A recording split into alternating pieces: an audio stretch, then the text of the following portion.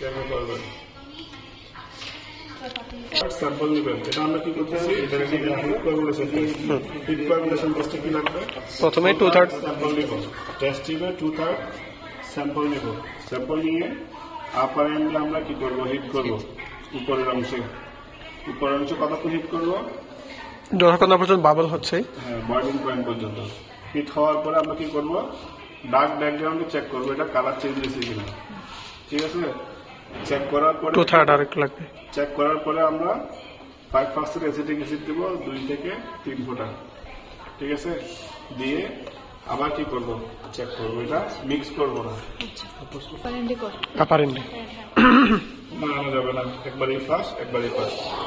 Hit coagulation একবারই first, নিচের দিকে দিলে শেষ, উল্টা আর কি হরাইজন অ্যাঙ্গেল করে এভাবে।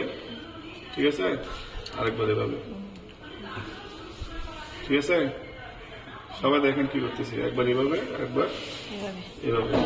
তো এতক্ষণ আমরা বয়লিং পয়েন্ট পর্যন্ত হিট দিতে হবে না, কোনো কথা নাই। আমরা এটা যখন অস্পিতে করবো তখন হচ্ছে জাস্ট প্রসিডিউর মেনটেন করতেছি কিনা সেটা দেখবে। হিট ডার্ক ব্যাকগ্রাউন্ডে, ঠিক আছে, চেক করে কিছু পায় আর না পায়, আমার রেজাল্ট পজিটিভ আসলে কি নেগেটিভ আসলে অস্পিতে দেখবে না, আমি চেক করছি কিনা, জাস্ট শো চেক করছি কিনা। এরপরে হচ্ছে কি 5% অ্যাসিটিক অ্যাসিড দিব 2 ফোঁটা, 1 2 3। ঠিক আছে, দিয়ে আবার কি করব, জাস্ট চেক করব, এতটুকু। ঠিক আছে, তাহলে এটা হচ্ছে হিট কোয়াগুলেশন।